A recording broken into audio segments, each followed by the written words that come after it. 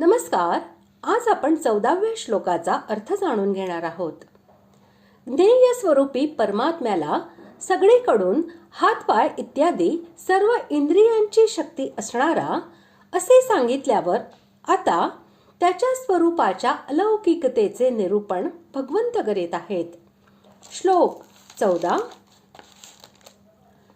सर्वेंद्रिय गुणाभासम सर्वेंद्रिय विवर्जितम असक्तम सर्वभृश्चैव निर्गुणं गुणभोक्तृच. श्लोकाचा अर्थ, ते सर्व इंद्रियांच्या विषयांना जाणणारे आहे, परंतु वास्तविक सर्व इंद्रियांनी रहित आहे.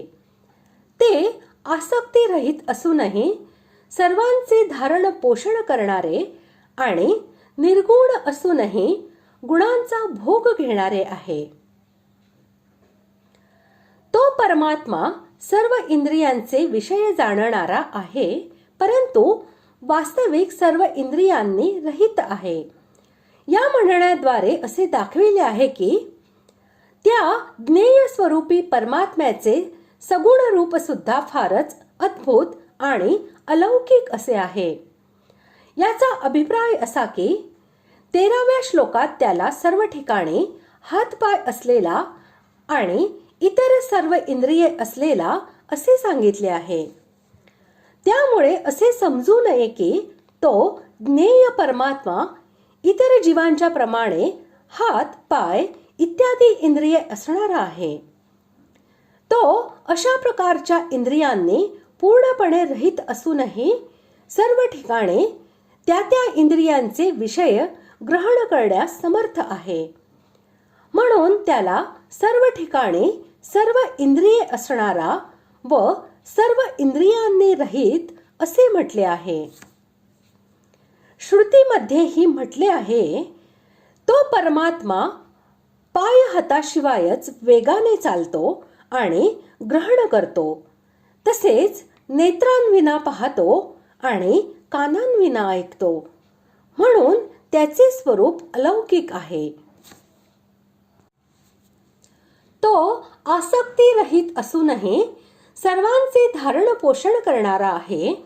या म्हणण्याद्वारे असे दाखविले आहे की ज्याप्रमाणे जगामध्ये माता पिता इत्यादी आसक्तीला बळी पडून आपल्या कुटुंबाचे धारण पोषण करतात, तशा प्रकारे धारण पोषण करणारा तो परब्रह्म परमात्मा नव्हे.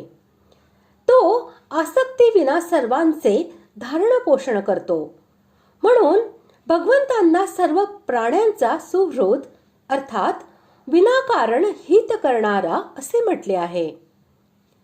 तो ज्ञेय स्वरूपी सर्वव्यापी परमात्मा वास्तविक आसक्तीच्या दोषांनी पूर्णपणे रहित आहे.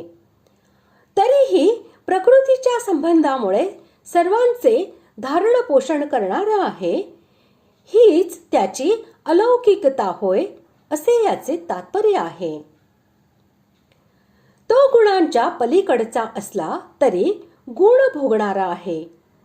याद्वारेही त्या परमात्म्याच्या अलौकिकतेचे प्रतिपादन केले आहे. याचे तात्पर्य असे की तो परमात्मा सर्व गुणांचा भोगता असूनही इतर जीवांच्या प्रमाणे प्रकृतीच्या गुणांनी लिप्त होत नाही. तो वास्तविक गुणांच्या पूर्णतः पलीकडचा आहे. तरीही प्रकृतीच्या संबंधामुळे सर्व गुणांचा भोगता आहे. हीच त्याची अलौकिकता आहे. अशा प्रकारे आज आपण 14व्या श्लोकाचा अर्थ जाणून घेतला. पुढील भागात आपण 15व्या श्लोकाचा अर्थ जाणून घेणार आहोत. धन्यवाद.